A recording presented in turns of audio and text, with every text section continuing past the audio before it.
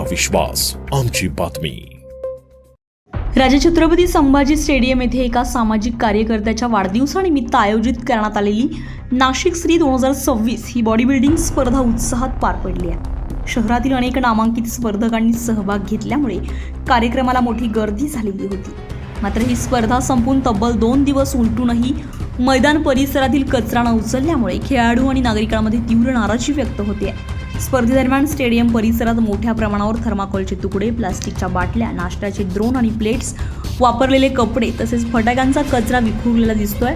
कार्यक्रमावेळी उभारण्यात आलेल्या तात्पुरत्या सजावटीचे अवशेषही मैदानावर पडून आहेत। परिणामी दररोज सरावासाठी येणाऱ्या खेळाडूंना तसेच सकाळ संध्याकाळ फिरण्यासाठी येणाऱ्या नागरिकांना कचऱ्यातून मार्ग काढून चालावं लागत आहे।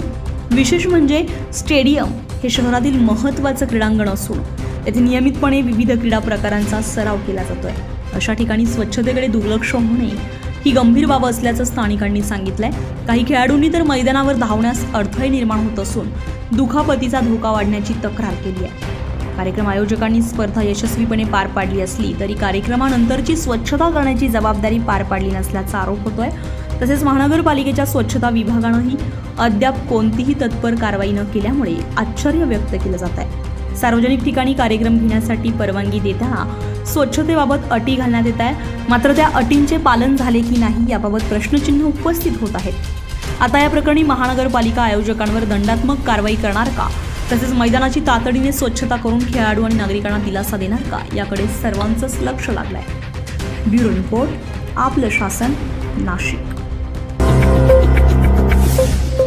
आपलं शासन, तुमचा विश्वास आमची बातमी।